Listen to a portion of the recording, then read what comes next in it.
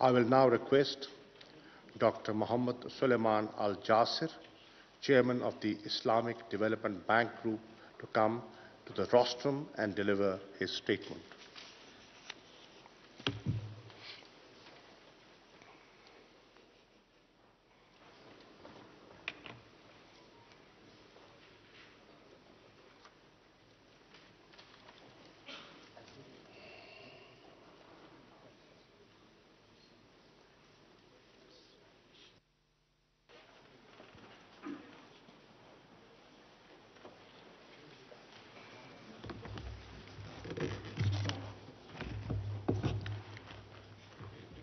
In the name of Allah, the Lord of mercy, the giver of mercy, and peace and blessings be upon his Prophet, Prophet Muhammad, and his kith and kin, and the followers until the day of resurrection.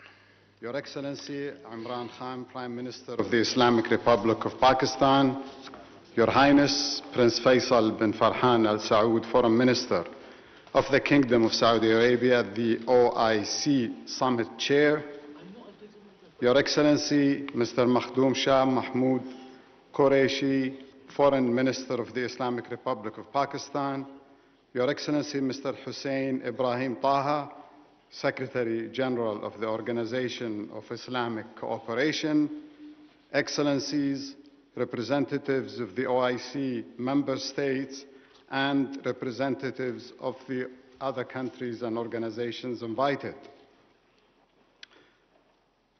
Assalamu alaikum wa rahmatullahi wa barakatuh. I greatly appreciate the opportunity to be present at this critical and historic meeting. We gather here today to reaffirm our commitment and solidarity to our brothers and sisters in Afghanistan. Given the gravity and complexity of the challenges in Afghanistan today, no single entity or institution can tackle them alone. The international community needs to collectively provide a holistic, practical, sustainable, and comprehensive solution, learning from the lessons of the past and leveraging the strengths of all stakeholders to address these daunting challenges.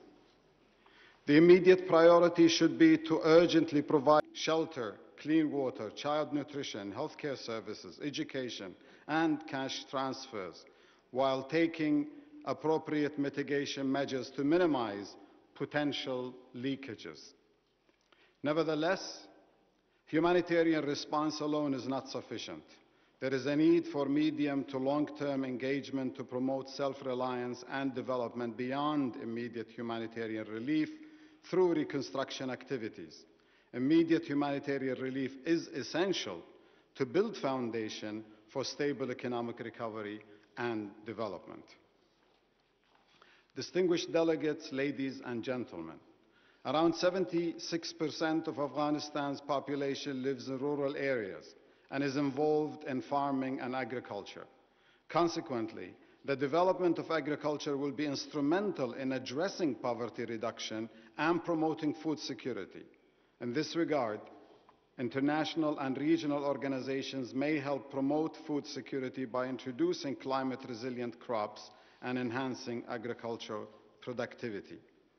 It is also significant to economically empower communities, especially youth and women, and low-income families by strengthening their resilience to shocks, improving productivity in vital economic activities, and supporting microfinance and SMEs of Afghani entrepreneurs. Ladies and gentlemen, since 1975, the Islamic Development Bank has established itself as a trustworthy AAA-rated multilateral development bank and South-South partner. For 46 years, it has built a proven track record of supporting its member countries' inclusive and sustainable socio-economic development. Acting upon the decades-long trust vested by its member countries, the Islamic Development Bank would be honored to accept proposed new mandate to manage the Afghanistan Humanitarian Trust Fund. We will rely on our solid and extensive expertise and experience in efficiently managing various trust funds, such as the Islamic Solidarity Fund for Development, Al-Aqsa Fund, Al-Quds Fund, Lives and Livelihoods Fund, and the Awqaf Properties and Investment Fund, APIF. We also had experience in managing the Aceh program in Indonesia, cyclone effect management in Bangladesh, endowment fund for children education with UNICEF and King Salman Humanitarian and Relief Center, and Smart Education Initiative with Global Partnership for Education and the Arab Coordinating Group, in addition to working in many fragile and post-conflict contexts. Our work is valued by our trusted development partners such as the World Bank, Asian Development Bank, UN aid agencies, the Melinda and Bill Gates Foundation, the Saudi Fund for Development, Qatar Foundation, Abu Dhabi Fund for Development, and the UK's Foreign and Commonwealth Development Office, to name a few.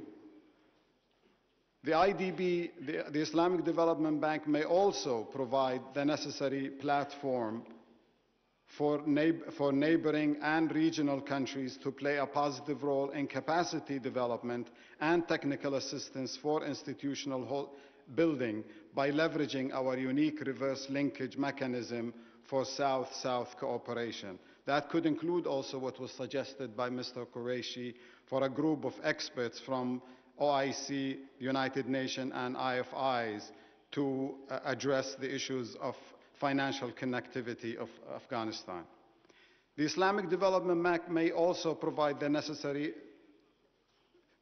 leveraging its vast experience with the fragile states and exemplary credentials to manage such funds. The Islamic Development Bank is well positioned to act as the trustee and administrator of the proposed Afghanistan Humanitarian Trust Fund. We look for generous support from all countries, international, regional, and bilateral organizations, private sector, philanthropists, to announce their pledges to this fund. I hope today's forum will result in outcomes that will enable us to leverage the intrinsic Afghan entrepreneurial spirit to create local employment opportunities to ensure long-term peace, prosperity, and growth in Afghanistan and beyond. I reiterate my thanks and appreciation to the Kingdom of Saudi Arabia and the Organization of Islamic Cooperation for this well-timed initiative. I also extend my special thanks to the Government of Pakistan for its generosity and hospitality. Wassalamu alaikum wa rahmatullahi wa barakatuh.